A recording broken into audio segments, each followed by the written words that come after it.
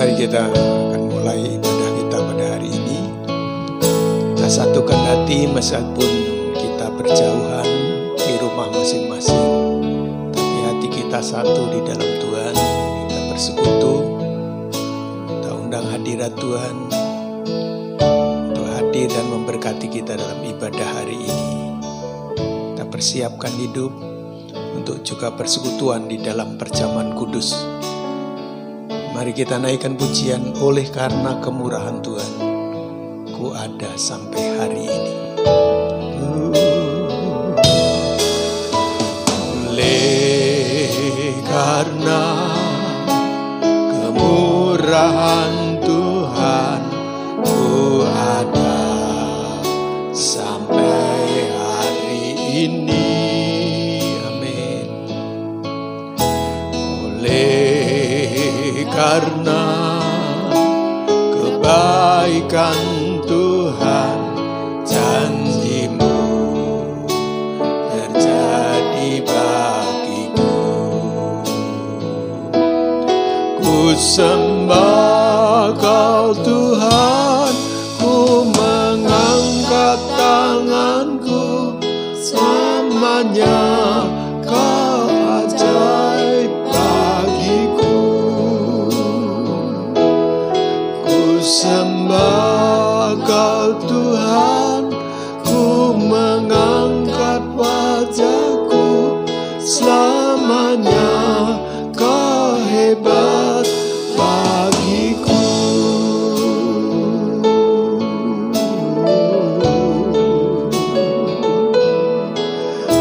Oleh karena kemurahan,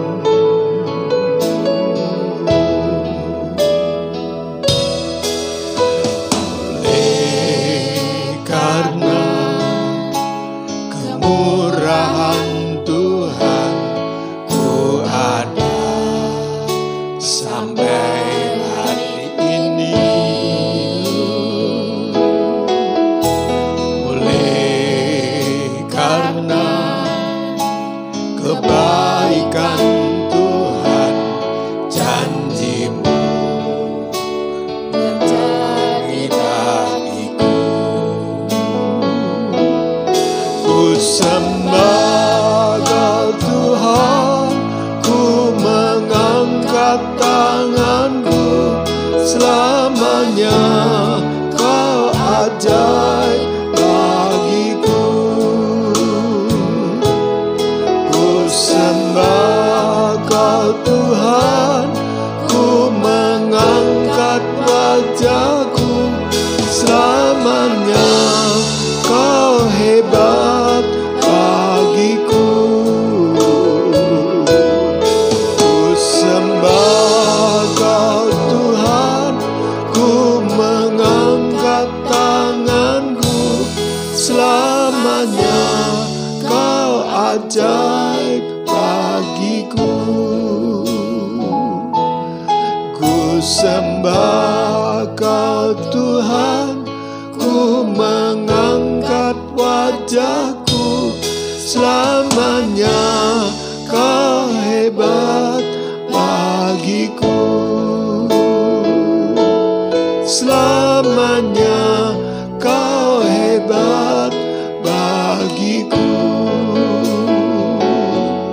Selamanya Kau hebat bagiku. Haleluya. Syukur.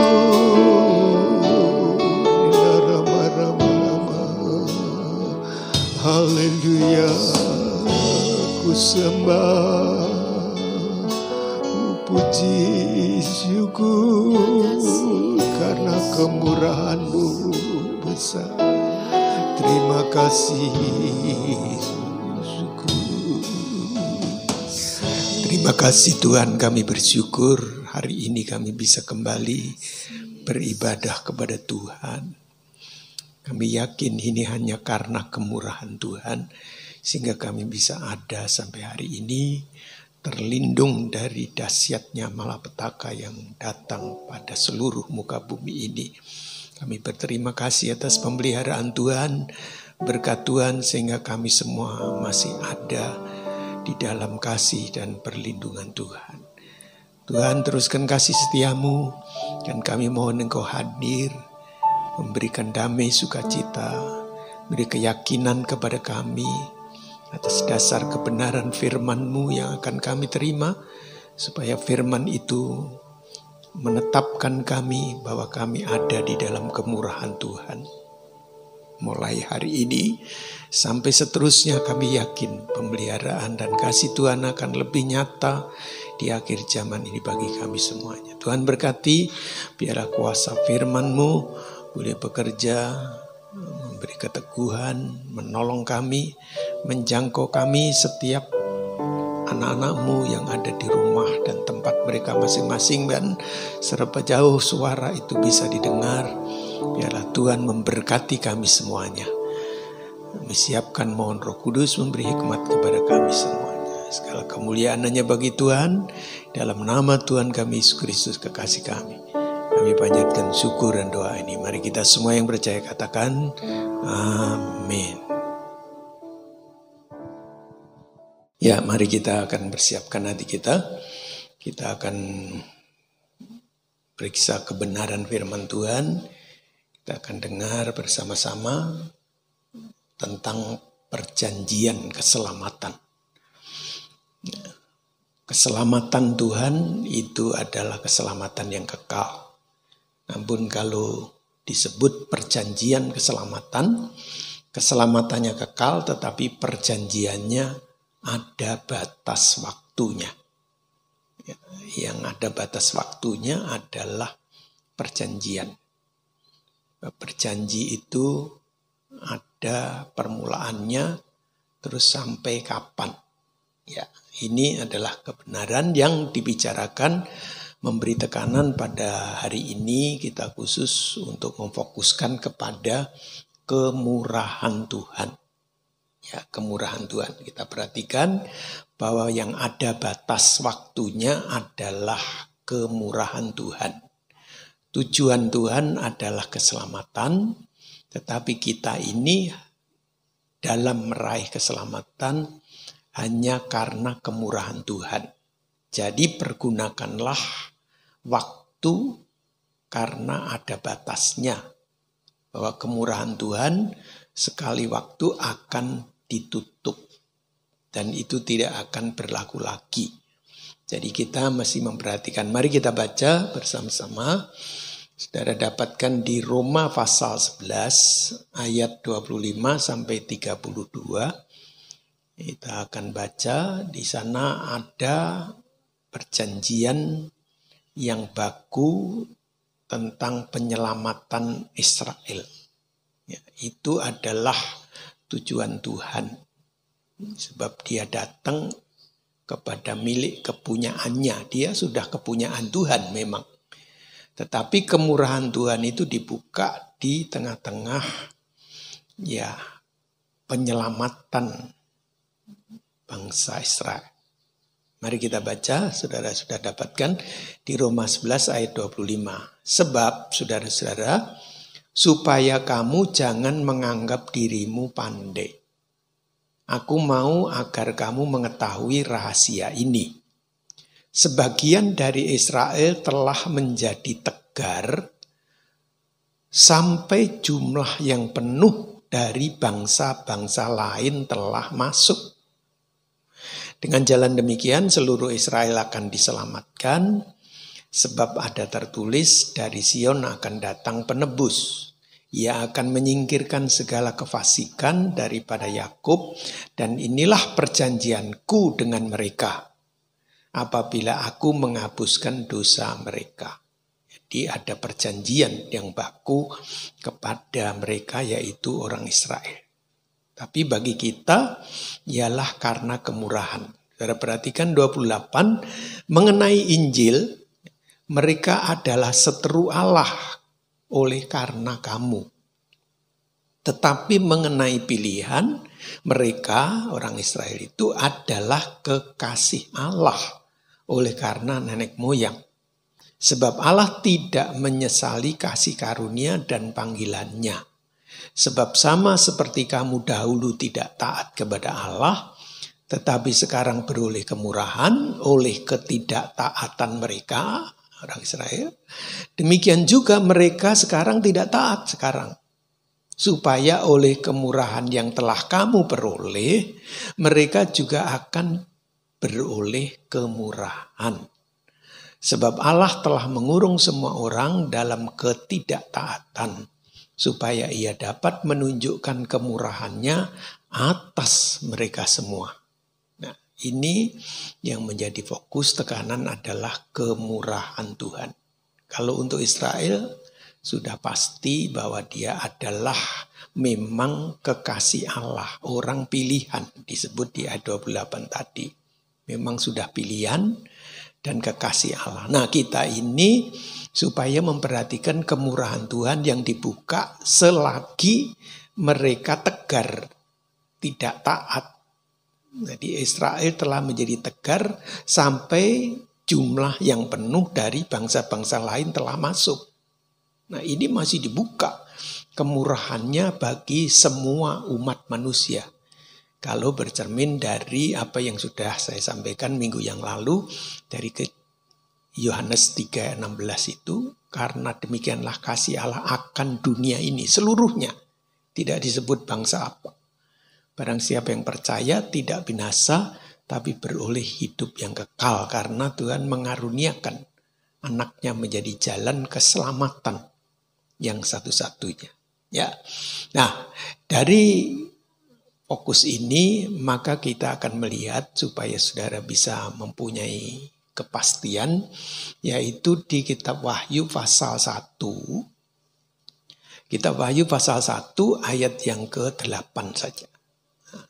Saudara perhatikan dengan baik-baik bahwa kitab Wahyu pasal 1 ayat yang ke-8 menunjuk tentang pribadi Tuhan yang menyebut dirinya sebagai yang awal dan yang akhir. Wahyu 1 ayat 8. Aku adalah Alfa dan Omega, firman Tuhan Allah, yang ada dan yang sudah ada dan yang akan datang, yang maha kuasa. Nah, itu kita tahu, itu diulangkan beberapa kali di pasal-pasal berikutnya. Nanti saudara kalau membaca kitab Wahyu akan ketemu bahwa dia yang awal dan yang akhir. Itu di pasal 2 juga ada, yaitu ayat yang ke-8 juga. Dan tuliskanlah kepada malaikat jemaat di Smyrna, inilah firman dari yang awal dan yang akhir, yang telah mati dan hidup kembali. Nah, ini menunjuk kepada pribadi Tuhan, dan masih beberapa kali disebut tentang Alfa Omega atau yang awal yang akhir itu di kitab Wahyu. Ya, jadi dari sini kita bisa tahu bahwa Tuhan kita Yesus Kristus dialah yang menjadi fokus dalam kemurahan Tuhan. Tuhan membuka dan Tuhan akan mengakhiri. Ya, khusus di kemurahan Tuhan kita mengingat kembali tentang peta zaman. Ya, ini saya tunjukkan peta zaman ini. Karena ya sudah 2 minggu yang lalu saya memunculkan ini untuk diingat.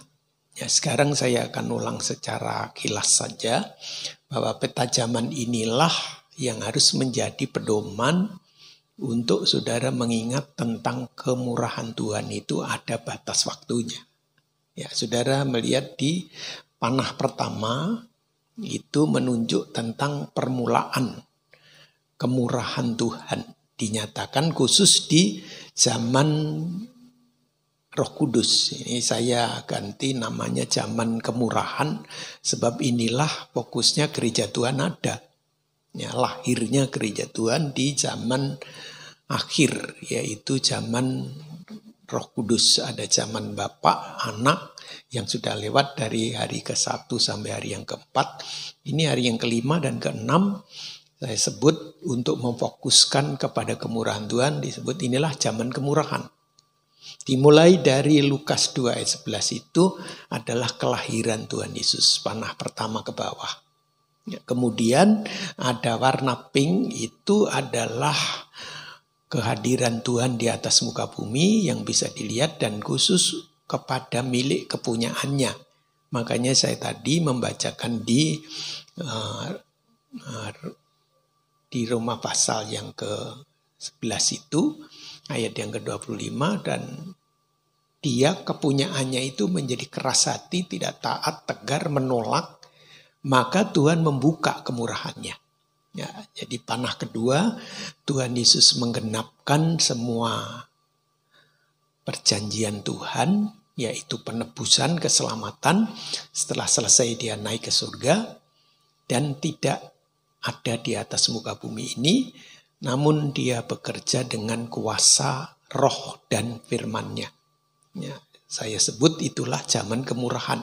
Jadi kemurahan ini riskan karena tidak ada wujud yang bisa dilihat. Tapi setiap orang yang sudah membuka hati dan menerima Yesus sebagai Tuhan dan Juru Selamat, dia akan mudah untuk bersekutu dengan Tuhan karena keadaan yang baru, yang sudah lahir baru itu, dia bisa menerima hadirnya Tuhan dalam wujud Roh Kudus dan firman-Nya yang akan menuntun. Sehingga terjadilah jalur hijau ini.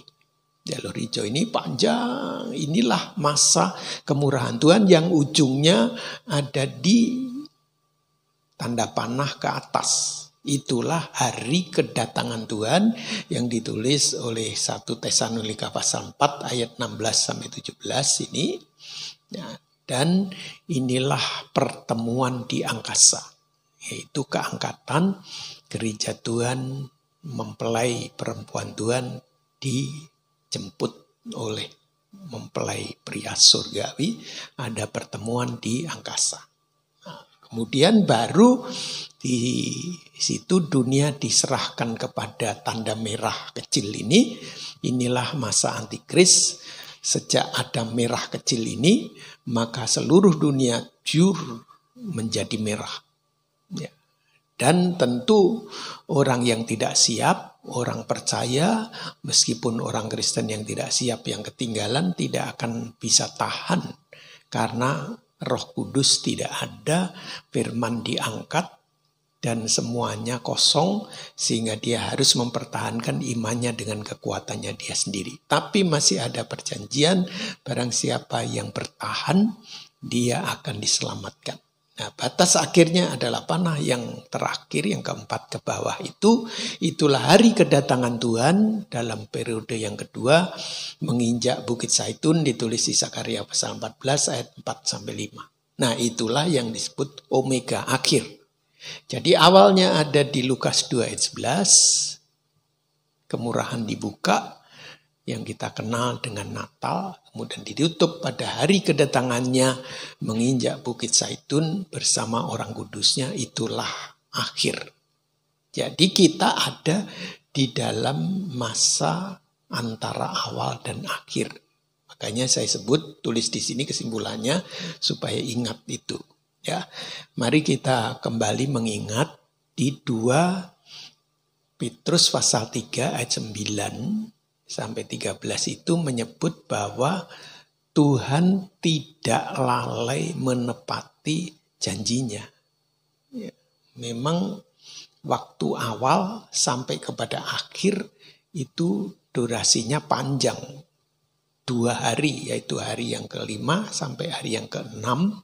Itu adalah 2000 tahun. Nah, ini zaman kemurahan dibuka Tuhan, tetapi Tuhan tidak lalai menepati janjinya. Nah, kita ini sedang ada di dalam akhir dari kemurahannya, makanya kita dengar lagi ya, saya akan bacakan di 2 Petrus 3 ayat 9 itu. Tuhan tidak lalai menepati janjinya, sekalipun ada orang yang menganggapnya sebagai kelalaian. Tetapi ia sabar terhadap kamu karena ia mengendaki supaya jangan ada yang binasa. Jangan ada yang binasa, itu kehendak Tuhan. Melainkan supaya semua orang berbalik dan bertobat. Itu kemurahan Tuhan. Kita bersyukur kalau kita sudah ada, tapi waspadalah jangan sampai nanti kita jadi orang yang terkemudian. Biarlah tetap semangat, tetap hidup meskipun di masa sukar. Karena memang intensitas sukarnya ini terus bertambah, menindih, Tetapi kalau kita sungguh mempunyai kebanggaan, percaya terhadap firman Tuhan, maka hati kita akan diteguhkan, kita akan mendapat jalan keluar karena akan disertai dengan hikmat Tuhan untuk melihat celah, untuk melihat kesempatan di tengah-tengah kesukaran. Jadi akan terpelihara. Maka janji Tuhan yang mengatakan Allah turut bekerja untuk mendatangkan kebaikan, yaitu turut bekerjanya bukan secara fisik, tetapi secara rohani bahwa Allah bekerja dari dalam. Menumbuhkan hikmat, menumbuhkan kecakapan, memberikan kesempatan untuk saudara bisa melihat dan merasakan peluang-peluang yang dibuka oleh Tuhan untuk keselamatan kehidupan kita. Ya, itu sebabnya kita harus tetap dalam persekutuan dengan Tuhan. Ayat 10, tetapi hari Tuhan akan tiba seperti pencuri, jadi tidak ada yang tahu. Namun kita sudah membaca dan diyakinkan di 1 Tesalonika pasal 5, tetapi kalau kamu hidup di dalam terang, hari itu tidak datang seperti pencuri.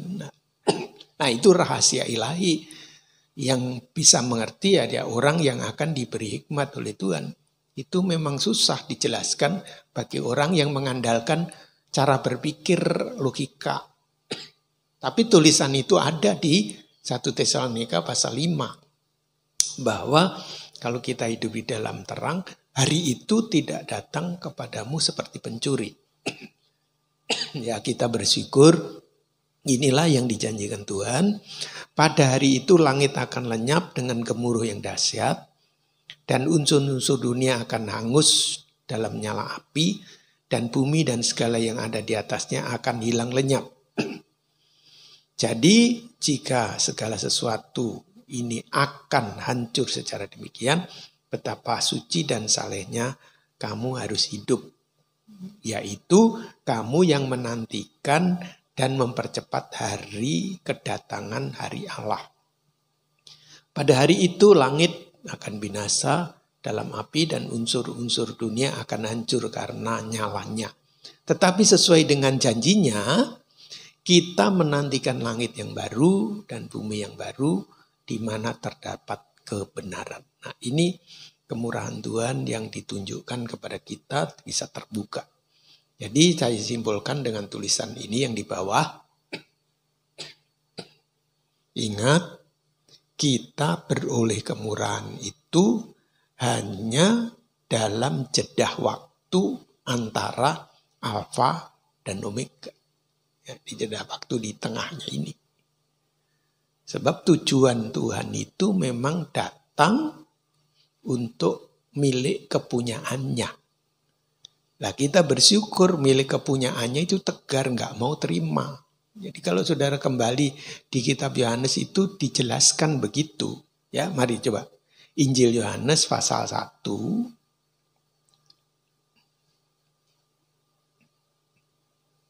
Ya, Injil Yohanes pasal 1 ayat yang ke-9.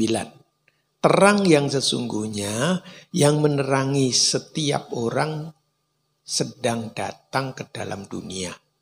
Ia telah ada di dalam dunia dan dunia dijadikan olehnya, tetapi dunia tidak mengenalnya.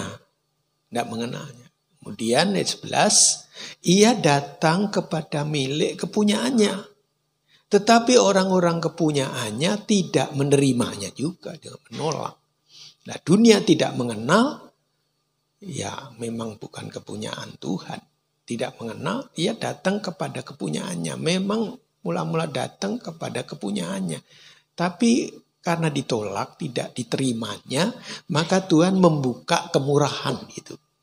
Nah, membuka kemurahan sehingga barang siapa yang percaya dan menerima dia, diberinya hak untuk menjadi anak-anak Allah. Itu kalau sudah baca selanjutnya. Ya, itu ringkasannya. Jadi di sini saya ingin menekankan kemurahan Tuhan itu ada di dalam ini. Peta kemurahan. Zaman kemurahan saya sebut zaman kemurahan ini adalah zamannya Roh Kudus sebetulnya. Ya, dan firman Tuhan. Jadi ingat kita beroleh kemurahan itu hanya dalam jeda waktu antara alfa dan omega. Jadi ini riskan sebetulnya. Kalau saudara mengerti benar, ya kesempatannya terakhir ada A dan B. A adalah dia hidup kemudian diangkat pada waktu Tuhan datang. Atau ketinggalan, nah itu yang berbahaya. Karena kalau tidak tahan, dia menyangkal Tuhan, hilanglah. Karena dunia merah. Itu ada di dalam kekuatan kuasa antikris. Ya. Jadi kalau mengingat lagi ya di bulan April permulaan saya sudah menerangkan tentang meterai keempat dan meterai yang kelima. Ini tetapi ada kesempatan. Ya, di situ saya sebutkan di zona merah kecil antikris ini 3,5 tahun. Ya karena seluruh dunia pun juga dalam kekuatan dan kuasanya antikris, maka orang masih ada beberapa yang bertahan hidup tidak menyangkal Tuhan dan dia dibunuh. Genaplah itu, maka dia bangkit pada waktu hari kedatangan Tuhan menginjak Bukit Zaitun. Itu kemurahan yang terakhir bagi orang yang ketinggalan. Tapi bagi kita yang hidup ini diberitahu kemurahannya Tuhan ada berkat besar. Yaitu kamu tidak mati semuanya. Seperti yang ditulis di 1 Korintus pasal 15. Yang hidup akan diubahkan sampai hari kedatangan Tuhan. Ya, nanti sudah baca kembali 1 Korintus pasal 15 ayat 50 dan seterusnya. Itu adalah janji Tuhan. Ya, saya menyingkat ini sebab ada bagian berikutnya yang perlu ada perhatian bagi kita. Ini agak sedikit perlu konsentrasi di bagian berikutnya ini. Di zaman kemurahan ini, kita ini dihargai Tuhan sama seperti niatnya Tuhan kepada orang Israel. Kalau orang Israel tadi disebut di dalam Roma 11 ayat 25-32, dia adalah memang orang pilihan dan dia kekasihnya Allah. Nah, kita ini juga dipanggil, kemudian dipilih dan masuk di dalam satu kesempurnaan. Dimasukkan di dalam persekutuan tubuh Kristus menjadi satu dengan yang sudah ada, kekasih yang sudah ada itu menjadi satu. Itulah yang disebut tubuh Kristus. Ya, demikian ringkasnya ya. Itu ayatnya banyak, mesti kalau ditunjukkan baru kita mengerti itu ya. Kita lewatkan saja, itu kesimpulan saja. Saya mengatakan karena saya tahu kebenaran itu dan itu ada bukti kebenaran firman Tuhan yang tertulis. Ya, disatukan menjadi satu tubuh. Itu sebabnya lembar kedua ini yang perlu diperhatikan sebab keselamatan itu terjadi melalui penebusan. Tidak ada cara lain. Karena manusia sudah jatuh di dalam dosa, maka harus ditebus. Terjual di dalam dosa. Tergade, terjual. Tulisannya begitu, ada terjemahan lain tergade, tapi dalam terjemahan Alkitab kita terjual di dalam dosa. Ya. Dan itu harus dibayar kembali dengan ya. Sebab memang di situ tidak ada sebutan bunga. Kalau sekarang ini kalau orang terjual terus mau ditebus lagi, masa mau dibayar seperti pokoknya dulu? Enggak mungkin lah. Ya, orang itu berinvestasi membeli sesuatu diharapkan dia mendapat keuntungan. Itu harganya bisa lipat-lipat berkali-kali lipat. Ya. Makanya sekarang ini, nah contoh aja yang tanah gereja kita yang kita injak ini, dulu ini 10.000 satu tumbak. Tumbak itu 10.000, sekarang kan tidak ada artinya 10.000. Sekarang berjuta-juta. Jadi ini tidak mungkin kalau ditebus itu dengan ya sudah tak beli lagi, ya wes tak untungin 20.000. Nah ini tidak mungkin, tidak bisa. Itu harganya sesuai dengan keadaan sekarang. Jadi pada waktu manusia jatuh dalam dosa 4.000 tahun yang lalu. Nah, coba kalau ini nanti 4.000 tahun yang lalu, mana bisa harganya murah. Sekarang baru 45 tahun yang lalu aja. Sekarang harganya udah berapa ribu kali dari harga pembelian. Jadi disebutnya makanya kamu telah dibeli, harganya telah lunas dibayar dengan harga yang mahal. Sangat mahal. Jadi penebusan ini mahal, mengorbankan nyawa. Tidak ada seorang yang mengasihi saudaranya dengan memberikan nyawanya. Tetapi Kristuslah yang telah berkorban. Makanya korbannya Kristus hari ini kita peringati dengan persekutuan firman Tuhan. Dan nanti akan kita akhiri dengan perjamuan kudus. Itulah penebusan, harga yang mahal dibayar oleh Kristus di atas kayu salib. Itu permulaan kemurahannya.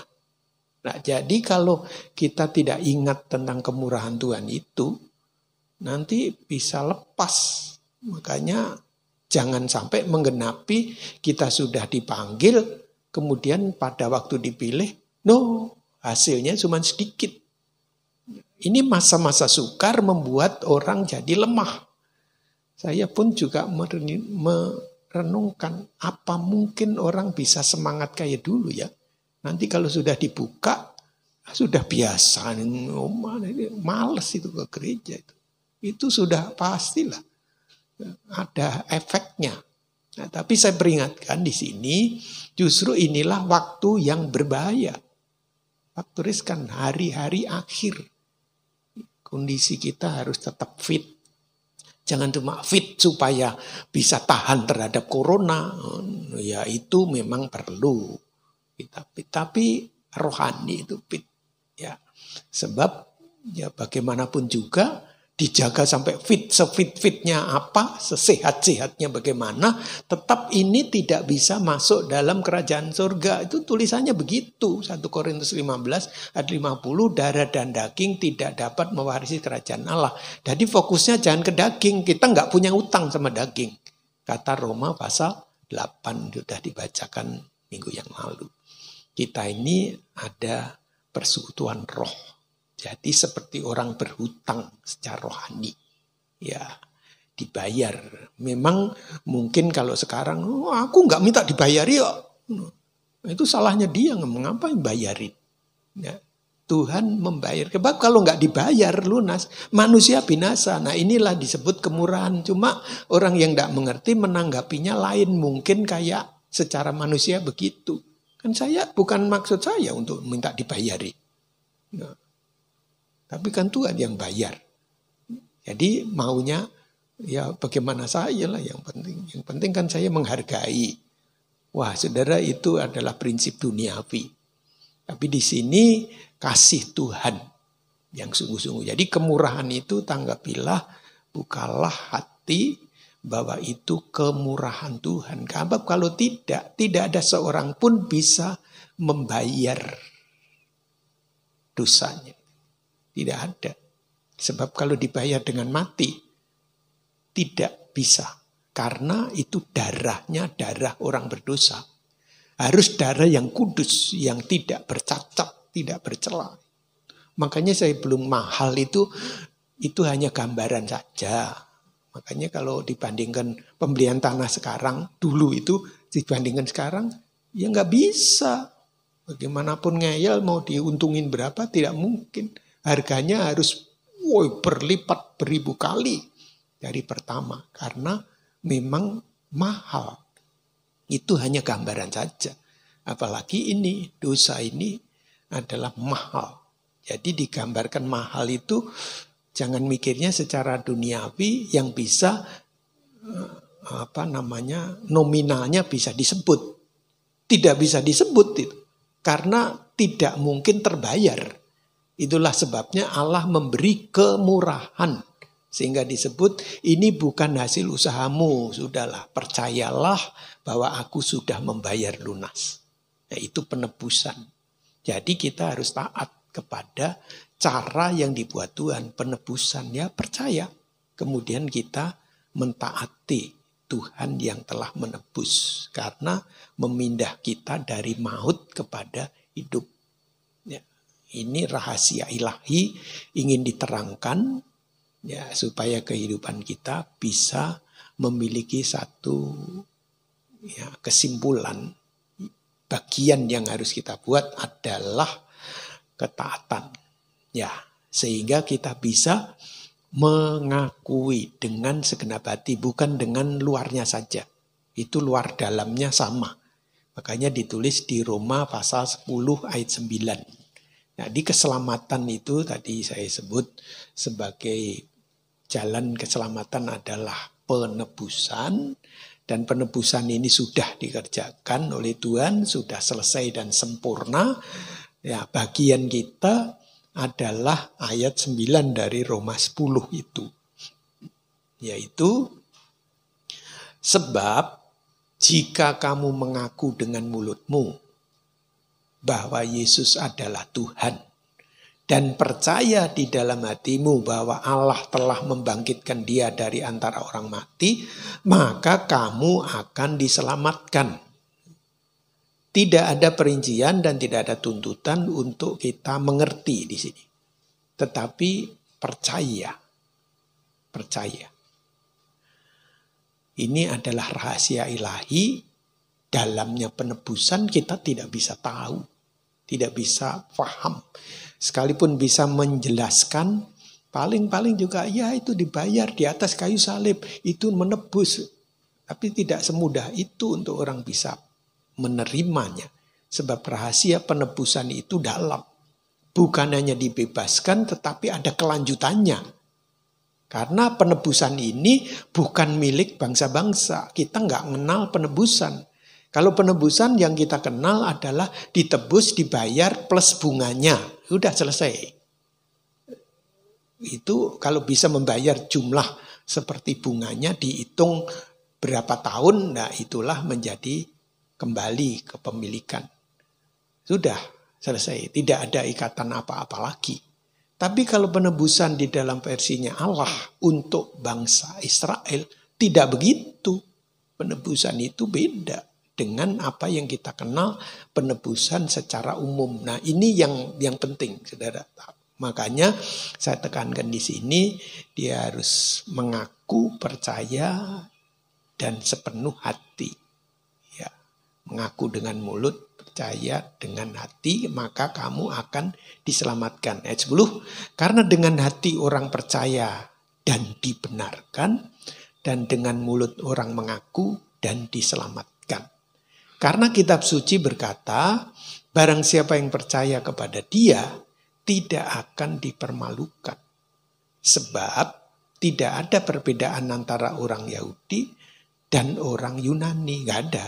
Itu disamakan. Makanya di dalam Kristus ini sudah tidak diikutkan cara Yunani, tapi cara Yahudi, cara Allah, cara milik kepunyaan Tuhan.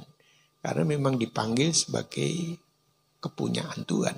Jadi 12, sebab tidak ada perbedaan antara orang Yahudi dan orang Yunani, karena Allah yang satu itu adalah Tuhan semua orang, kaya bagi semua orang, dan yang berseru kepadanya. Sebab barang siapa yang berseru kepada nama Tuhan akan diselamatkan.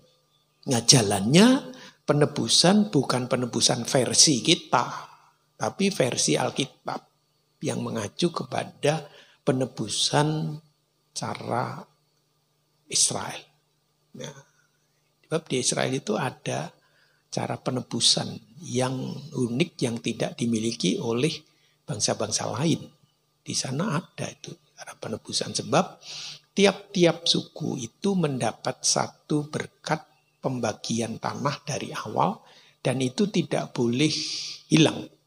Dan terus harus dijaga turun-temurun supaya tidak ada satu suku pun yang hilang di antara orang Israel.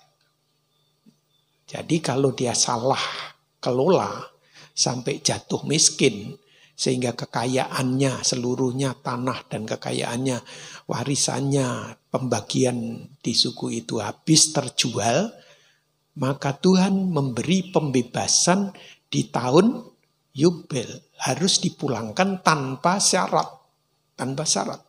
dikembalikan kepada pemiliknya, sehingga baru lagi. Sehingga semua Israel itu hanya adanya di sana, tidak ada di bangsa-bangsa lain, tidak ada. Nah kita ini makanya disebut Israel rohani. Nah kaitannya begitu ya, mesti disebut. Itu ada buktinya, ayatnya sih banyak. Cuma kalau ditunjukkan kan habis waktunya. Saya kan durasinya nggak boleh panjang-panjang. Itu laptopnya nggak tahan itu. Kemarin itu kepanjangan itu minggu lalu. Yang edit rada susah. Bisa malam-malam itu. Tapi kalau dijelaskan semuanya, ya tapi sedikit demi sedikit. Makanya mesti mengikuti dari awal. Tapi kalau enggak, sambungannya enggak tahun. Tapi ini masih sambungannya dari 2 minggu yang lalu. Makanya gambar itu masih tetap ada.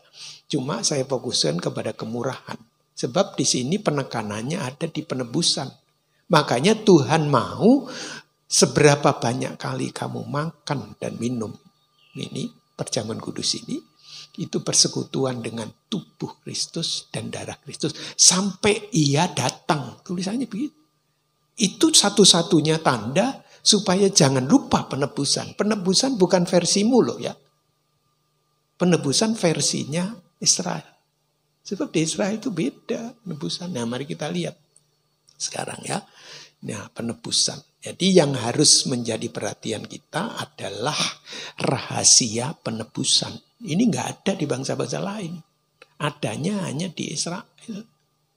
Makanya Tuhan berani menebus itu. Dan itu ditebus. Itu kalau disebut ditebus, itu dikembalikan sebelum waktu 50 tahun. Jadi, udah misalnya orang jadi miskin 0 sebelum 50 tahun. Lah terus dia hidup pakai apa? Ya kan susah, sengsara. Memang ada sih pembagian untuk orang miskin. Jadi kalau nanti ada panen nggak boleh dihabiskan, harus disisakan untuk orang yang miskin gitu. Sebetulnya tidak harus miskin karena tiap Israel suku itu dapat bagian tanah. Dari sejak semula tanah Kanaan dibagi itu rata benar. Dan itu dibuat perjanjian jangan sampai ada orang yang tidak memiliki tanah perjanjian.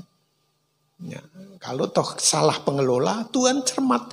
Nanti 50 tahun kemudian dia harus dipulang-pulangkan lagi. Dan supaya tetap hidup. Nah ini 50 tahun kan lama. Ya. Jadi kalau sebelum itu orang sudah jatuh miskin, ya ada cara penebusan supaya dia balik lagi menjadi mulia. Yaitu dengan cara penebusan, ditebus. Ya, ditebus dibayar. Tentu ada yang bayar, yang nebus. Makanya kita mengenal tentang rahasia penebusan. Nah, penebusan ini bagi kita yang mendengar kuncinya hanya satu, yaitu ketaatan. Ya kita ngikutin. Jadi iman kita harus taat ngikutin itu. Wah, kalau gitu kita ngikutin Israel. Enggak. Bukan ngikutin Israel. Ngikutin caranya Tuhan. Wong Israel itu yang ngatur Tuhan. Yang ngasih firman Tuhan. Yang memberi cara seperti itu Tuhan. Dimulai. Karena dia memang permulaan milik kepunyaan Tuhan. Umat pilihan Tuhan. Itu perjanjian Tuhan. Gak bisa dirubah itu. Perjanjian yang kekal. Ya, dengan pilihannya. Umat pilihannya. Nah kita ini adalah karena kemurahan. Ya, nanti kalau tidak jelas ya, nanti kalau sudah PA lah boleh ditanyakan. Ini kemurahan itu besarnya sedemikian itu. Makanya disebut kemurahan. Anda tahu? Kemurahan. Asal kata apa itu? Murah. Nah, kalau beli kemurahan itu, wah, dijual berapa? Gini, wah, kemurahan itu. Nah, jadi kemurahan. Mestinya enggak begitulah, rugi itu, kemurahan. Nah Tuhan itu memberi sangat murah. Kemurahan itu bahasa untuk diartikan secara logika bahasa Indonesia. Kemurahan itu ya murah, saking murahnya jadi bahas. Salah lu itu kemurahan itu. Nah ini dipakai menjadi kemurahan Tuhan. Jadi udah enggak ada yang bisa berbuat seperti itu. Nah Tuhan itu memberi sangat murah, bahkan tidak usah bayar. Gratis sudah ambil. kemurahan Tuhan itu. Aku sudah tebus, aku sudah milikin, aku sudah bayar. Nah, karena gratis, biasanya orang gratis itu sembrono. Itu sebabnya kita ini ditunjukkan kepada hal yang benar dari kemurahan Tuhan. Ya, oke. Nah, ini bagian akhir ini yang mesti dipahami. Penebusan itu hanya satu-satunya ada di Israel, yaitu di kitab Rut pasal 3. Nah, itu cara penebusan. Sebelum waktu datangnya pembebasan. Ya, kalau harus ditebus, ya harus mengikuti cara ini. Ya. Jadi kita tidak punya perjanjian 50 tahunan. Mana? Ditunggu itu. Ya nggak pernah datang. Wong kita bukan Israel. Nggak ada perjanjian dibebaskan 50 tahunan. Nggak ada. Itu untuk orang Israel. Itu maksudnya saya tunjukkan di sini. Jadi ini ditunjukkan adalah penebusan karena kita nggak punya bagian. Jangan mengharapkan 50 tahunan. Nggak punya. Nggak ada perjanjian itu buat kafir. Buat kita orang yang bukan Yahudi, bukan orang Israel. Nggak ada. Makanya kita dijelaskan tentang penebusan. Ditebus, harus ditebus. Karena kalau nggak ditebus, nah dia nggak punya perjanjian 50 tahunan kok. Yobel. Itu karena ada itu kan secara rohani. Tetapi kita tidak punya. Nah ini untuk menjelaskan penebusan. Makanya penebusan itu adalah rahasia. Ya, jadi kitab Rut itu merupakan sesuatu kebenaran yang perlu dipahami oleh kita. Nah, saudara bisa baca di dalam kitab Rut pasal yang ke-3. Ya. Ini ketutup lagi. Ya, kitab Rut pasal yang ke-3. Ya.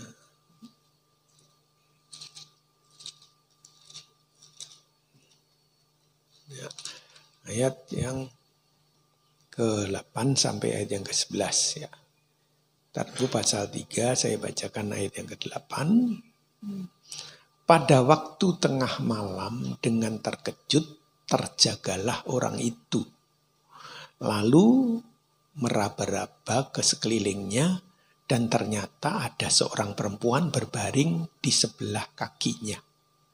Bertanyalah ia, "Siapakah engkau ini?" Jawabnya, "Aku Rut hambamu. Kembangkanlah kiranya sayapmu melindungi hambamu ini, sebab engkaulah yang seorang kaum yang wajib menebus kami." Lalu katanya, "Diberkatilah kiranya engkau oleh Tuhan, ya anakku. Sekarang engkau menunjukkan kasih-Mu lebih nyata lagi daripada yang pertama kali itu. Karena engkau tidak mengejar-ngejar orang-orang muda, baik yang miskin maupun yang kaya. Oleh sebab itu anakku, janganlah takut. Segala yang kau katakan itu akan kulakukan kepadamu, sebab setiap orang dalam kota kami tahu bahwa engkau seorang perempuan baik-baik." Ini penebusan. Rut apa tahu? Nggak tahu, dia orang kafir. Lah siapa yang ngasih tahu? Naomi, diajarin tuh sama Naomi. Jadi kehidupan kita yang asalnya dari kafir harus mendengar dari orang yang mempunyai perjanjian, yaitu perjanjian lama ini. Makanya digandengkan perjanjian lama itu, kenapa kalau ada yang baru ya lamanya nggak usah, nggak bisa. Itu ada sesuatu yang di perjanjian baru orang kafir ini nggak punya. Ini justru kuncinya ada di penebusan. Kita nggak punya memiliki itu. Nah, jadi dididik sehingga makanya saya sebut di sini ada kalimat taat, ketaatan. Ini kuncinya ada di ketaatan. Makanya di dalam Tuhan, perhatikan ini kesimpulannya. Ya perlu penjelasan sih. Kuncinya di dalam Tuhan itu percaya. Bukan kamu bisa nggak melakukan ini. Bukan. Kalau melakukan tidak bisa. Karena kita orang berdosa. Tubuh darah daging ini tidak mungkin bisa melakukan kehendak Allah tidak ada itu. Tidak mungkin bisa sempurna, itu tidak bisa. Makanya ada kekurangannya. Cuma kalau orang pengertiannya, dia sudah mulai paham terhadap kebenaran, lantas mempunyai satu tindakan iman untuk mengarah kepada kesempurnaan, ya saya sudah jelaskan itu. Itu dianggap kita yang sudah sempurna ini ya. Baca lagi Filipi pasal 2 itu. Bukan seolah-olah aku sudah percaya, tapi aku mengejarnya. Sebab aku sudah ada di dalam Kristus, sudah ditangkap. Nah, memenuhi panggilan surgawi. Nah, setelah itu baru, kita yang sudah sempurna berpikir demikian. Jadi arahnya. Makanya ya kita terima dengan penuh ketaatan kepada Tuhan, yaitu percaya. Taat dalam iman. Ini kalau sudah satu, ya sudah itu. Makanya kalau disebut jangan fanatik, itu keliru sebetulnya. Aslinya memang iman itu harus fanatik, cuma tidak perlu diucapkan sama orang. Ya, sebab jadi perdebatan, orang lain belum tentu percayanya seperti itu. Tapi percaya kita seperti apa yang dituliskan oleh firman Tuhan. Itu firman Tuhan dari awal sampai akhir. Makanya dilengkapkan itu awal akhir itu perjanjian lama sampai perjanjian baru. Ada bagian-bagian yang masih harus dipegang untuk menjadi ketetapan bahwa penebusan itu tetap ada kaitannya dengan perjanjian lama. Karena cermin dasarnya ada di sana. Yaitu penebusan Rut. Dia melakukan itu dituntun oleh firman Tuhan melalui Naomi. Itu ketetapan Tuhan itu. Kamu begini. Sebab kalau nggak begitu, nggak cocok. Nah, kenapa Boaz jadi tahu? Ya karena dia orang Israel, dia tahu dia. Itu keluarga Ningrat di atas itu memang tahu siapa yang nggak kenal Elimelech, yaitu mertuanya Rut itu. Sama dia nggak, yang pulangnya tidak ada laki-laki, semuanya jadi janda. Naomi jadi janda, Rut jadi janda, Orpa jadi janda. Tapi Orpa kan pisah karena dia pulang kembali. Nah ini sudah berhati-hatilah bahwa iman itu bisa lepas kalau dia tidak berpegang teguh kepada perjanjian firman Tuhan. Nah, tapi Rut kan menetapkan dirinya. Dia sudah dijelaskan panjang lebar secara manusiawi. Tapi dia tetap berpegang yang rohani lebih kuat daripada yang jasmani, itu saja. Kalau Orpa, dia 50-50. Begitu dijelaskan lebih terang tentang hal-hal harapan yang duniawi, ya udah dia pegang itu. Makanya dia pulang, nanti kan secara logika, masa kamu akan nunggu kalau aku kawin sekarang, kata Naomi. Aku punya anak, masa kamu nunggu sampai besar? Lebih baik kamu pulang, anakku, barangkali nanti ada jodohnya dan kamu bisa berbahagia dengan keluarga. Secara manusiawi begitu. Nah, kalau kita pengikutan kita itu dasarnya pertimbangan-pertimbangan duniawi secara jasmani, itu berbahaya. Iman adalah bagian kita, itu mesti di atas semuanya. Karena kita adalah ikatannya hanya iman. Kan kita tahu orang benar akan hidup oleh iman dan bukan oleh yang lain. Makanya sekarang pun tidak usah kita khawatir. Memang beda penghasilannya, tapi tetap saudara dipelihara Tuhan. Pastilah itu keyakinan. Tidak ada orang percaya itu akan meminta-minta yang sungguh-sungguh percaya, bukan percaya omongan doang, tapi yang sungguh-sungguh bertaruh dalam iman. Dibuka jalan, ada aja caranya, nanti Tuhan memelihara. Ya, kalau terpaksa harus diulangi lagi seperti zaman Elia, Tuhan bisa membuat, tapi sekarang kan nggak usah. Apalagi sekarang dibuka. Ya meskipun risikonya besar. Saya lihat, tidak pernah turun dari 1000. Masih terus di atasnya 1000. Kemarin, ya kalau saudara dengar, karena ini rekaman ya. Saudara dengarnya, ya udah nanti seminggu yang akan datang ini tidak tahu berapa. Tapi hari ini, kemarin itu 1283. Masih panjang. 1000 lebih. Di atas 1000 terus ada di atas 1000. Ya itulah keadaan. Apalagi nanti sudah dibebasin, sudah nggak usah dicek lagi. Ya nggak tahu. Itulah keadaan.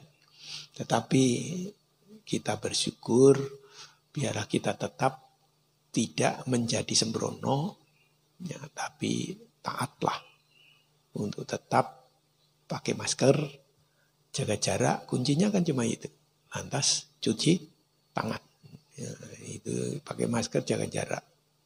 Nah, itu penting di dalam semua keadaan.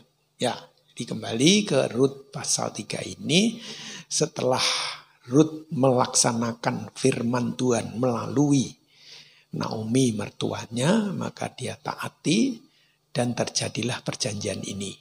Kemudian Boas berkata, kembalilah, tapi dikasih bekal, bukalah selendangnya, dikasih bahan makan untuk dibawa pulang.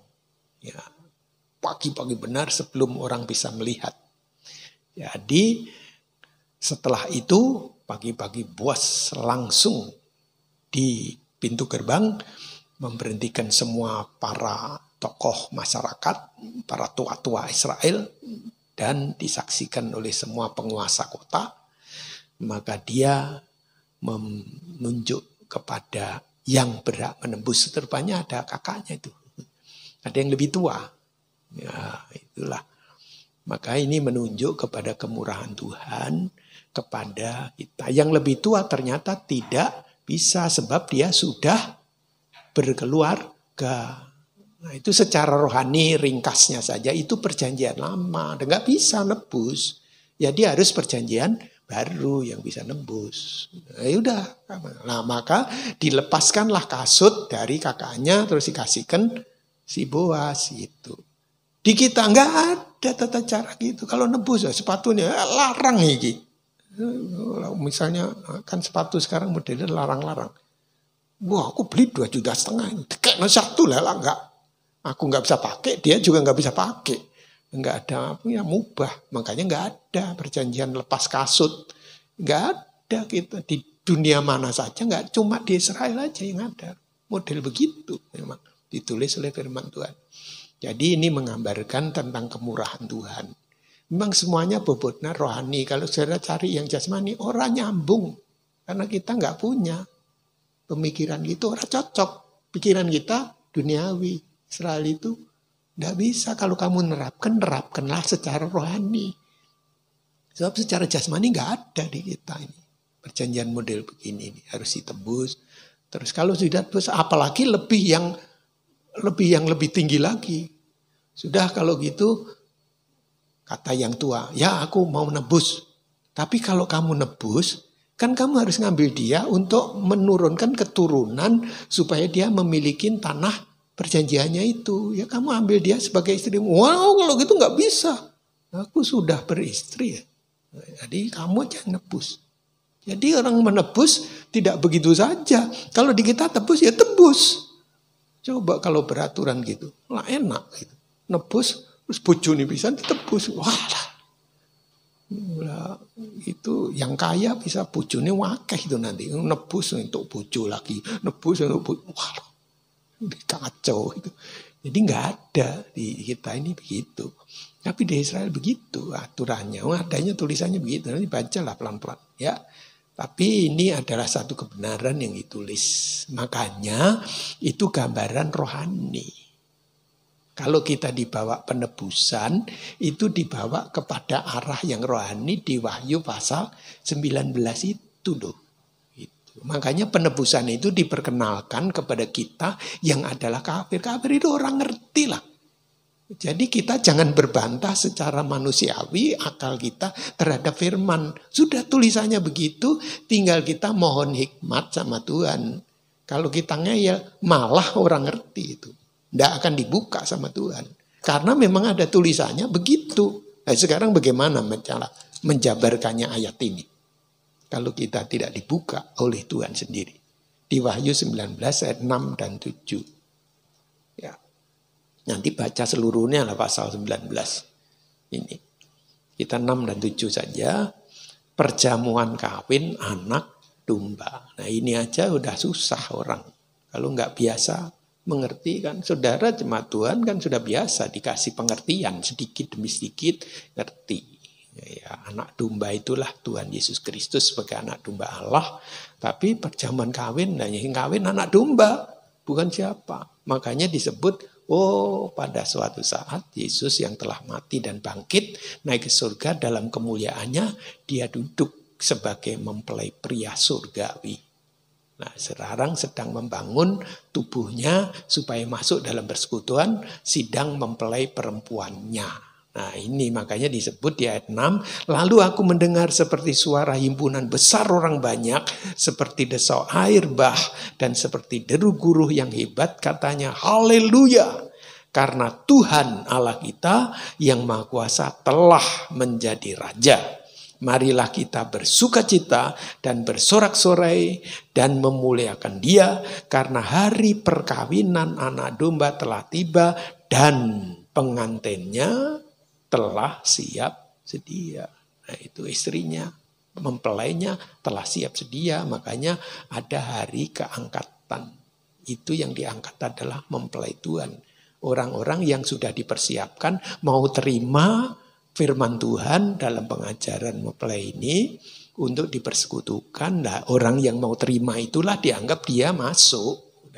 Masuk orang-orang yang diangkat disempurnakan. Jasmaninya ada kekurangannya, tidak akan bisa sempurna daging ini. Tetapi pengertian rohani diterima, maka Tuhan hitungnya di situ. Nah inilah kebenaran Tuhan, makanya kita dipersiapkan ke fokus akhir, yaitu perjamuan kawin anak domba. Makanya gereja Tuhan dibangun menjadi satu tubuh, yaitu tubuh Kristus. Itulah sidang mempelai Tuhan. Ya, jadi kalau didengar sedikit demi sedikit, saudara akan bisa diteguhkan tentang kebenaran ini. Karena ini fokus akhir. Sekarang belum terjadi. Makanya kemurahan Tuhan, perhatikan kemurahan Tuhan, dengarlah firman-Nya, sebab di hari-hari akhir ini akan terjadi sesuatu kegerakan besar masuk dalam persekutuan tubuh Kristus. Nah, seorang yang bisa dibuka pengertiannya oleh roh dan firman-Nya, maka saudara akan mendapat bagian yang luar biasa ini, yaitu kemuliaan sebagai mempelai perempuan Tuhan. Ya, ini yang diinginkan Tuhan supaya terjadi di masa sukar ini. Mari kita bersyukur karena kebaikan Tuhan atas hidup kita. Inilah fokus tentang kemurahan Tuhan. Ya, Tuhan Yesus memberkati. Kita akan sama-sama menaikkan satu pujian, dengan darah-Mu Yesus, Kau telah menebusku. Ya, mari kita sama-sama menaikkan pujian, dengan darah-Mu Yesus, Kau telah menebusku. Saudara persiapkan roti dan anggur, kita akan bersama-sama masuk di dalam persekutuan perjamuan kudus.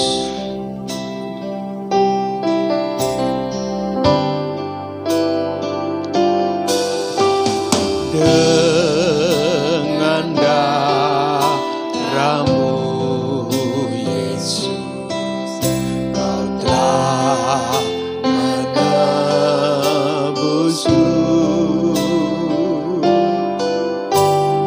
menyucikanku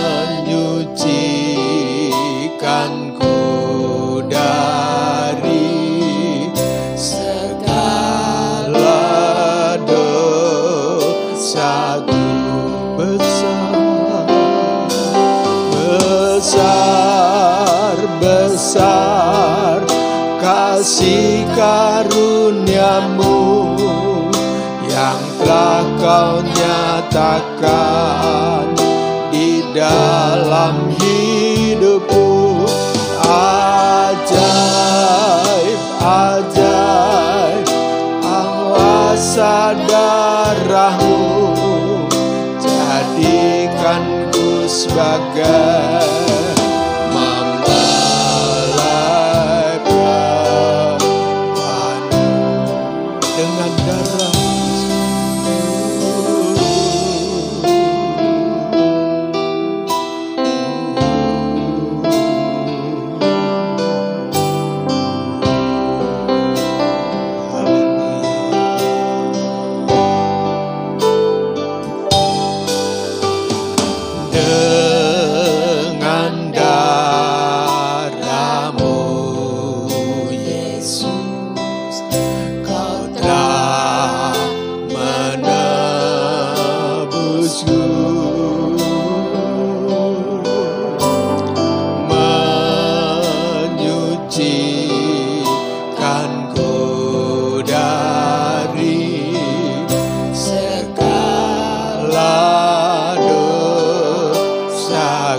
Besar-besar. Angkatlah roti dengan tangan kanan. Besar kasih karuniamu yang telah kau nyatakan di dalam hidupku. Ajaib, ajaib, kuasa darahmu jadikanku sebagai mempelai perempuan besar. Besar, besar kasih karuniamu yang telah kau nyatakan di dalam hidupku. Ajaib, ajaib, kuasa darahmu jadikanku sebagai mempelai perempuanmu. Jadikanku sebagai mempelai perempuanmu. Haleluya.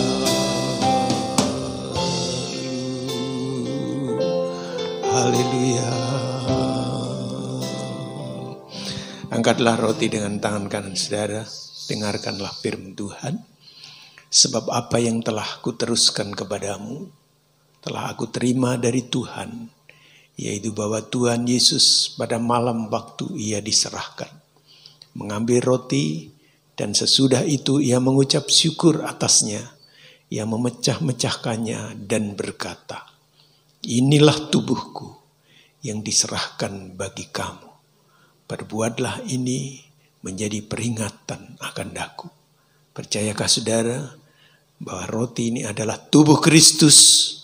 Haleluya. Mari kita makan dengan iman dalam nama Tuhan Yesus Kristus.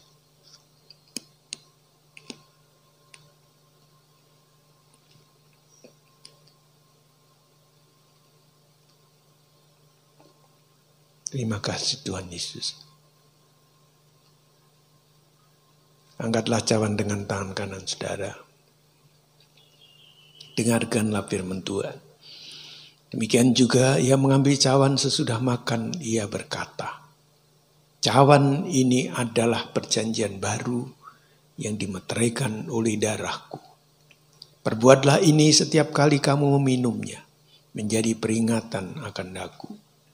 Sebab setiap kali kamu makan roti ini dan minum cawan ini, kamu memberitakan kematian Tuhan sampai ia datang.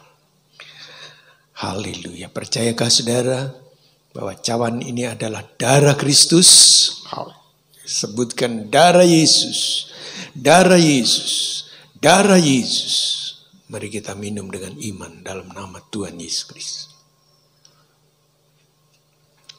Saya minta istri saya untuk berdoa. Haleluya. Syukur, Ramasanta. Syukur, haleluya. Terima kasih, terima kasih, terima kasih, terima kasih Tuhan. Terima kasih Yesus. Segala kemuliaan. Terima kasih Tuhan Yesus. Haleluya. Kami mengucap syukur Tuhan buat korban-Mu Tuhan yang menebus hidup kami. Bukan dengan barang yang fana Tuhan, bukan dengan emas dan perak Tuhan, tetapi dengan darah Yesus, darah yang suci, darah yang tidak bercela, dengan harga yang mahal Tuhan. Kau telah bayar lunas, hidup kami menjadi milik kepunyaan Tuhan sendiri.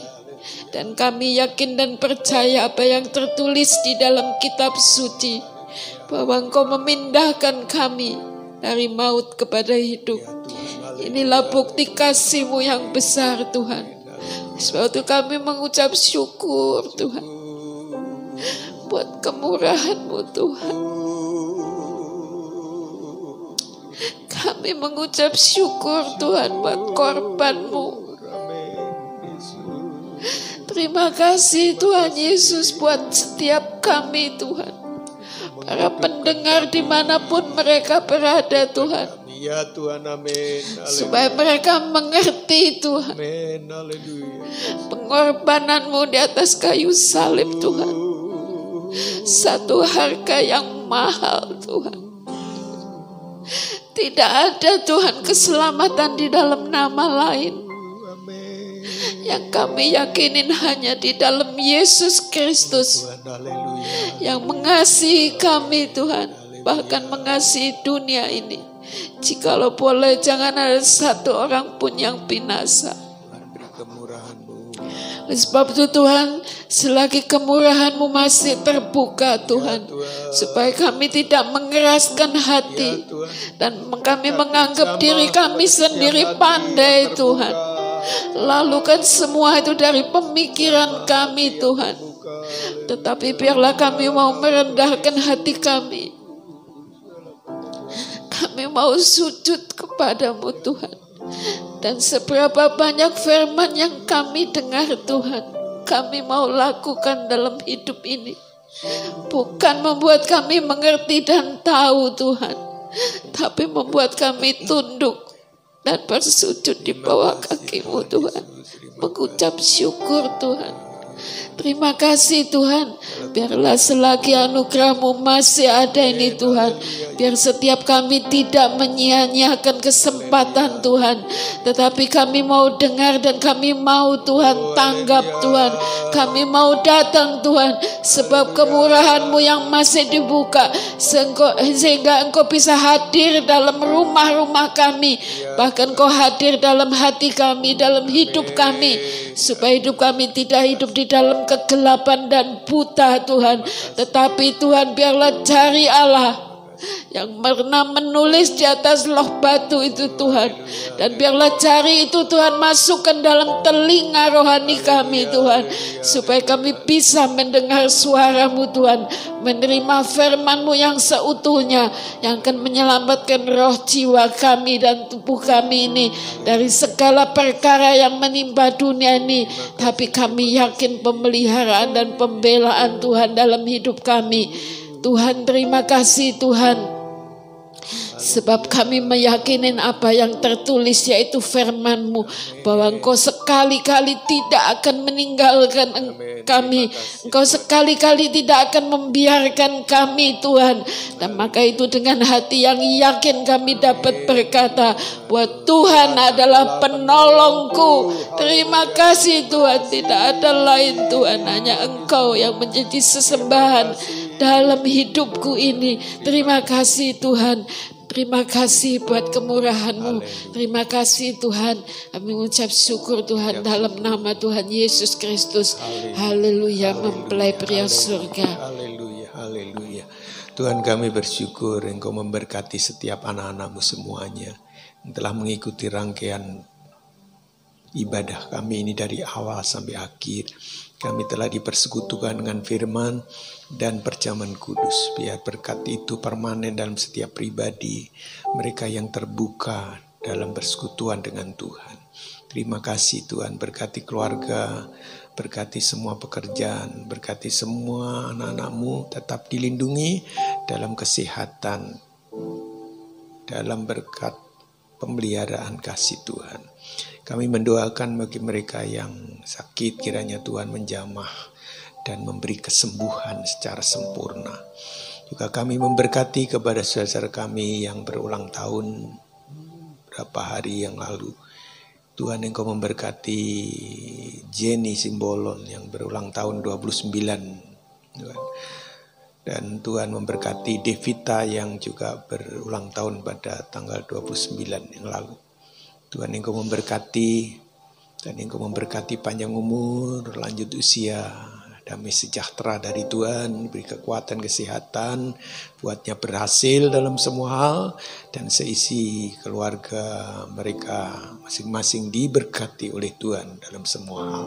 Kami mengucap syukur, kami akan mengakhiri ini, dan Tuhan kiranya turunkan berkat-Mu atas kami semua, baik kami yang di sini maupun saudara kami di rumah-rumah mereka masing-masing, seberapa jauh mereka bisa mendengar, baik yang di dalam maupun di luar negeri, kiranya Tuhan juga memberkati dan menolong mereka semuanya. Saudaraku yang kekasih, bukalah hatimu, terimalah limpah berkat-Nya dari Allah Bapa Surgawi, kasih sayangnya dari Tuhan kita Yesus Kristus, juga persekutuan kuasa Roh Kudus yang akan menerangi menuntun hidupmu mulai hari ini sampai Maranatha. Di dalam nama Tuhan Yesus Kristus kami mengucap syukur. Haleluya. Mari kita semua yang percaya katakan amin. Amin. Tuhan Yesus memberkati kita sekalian.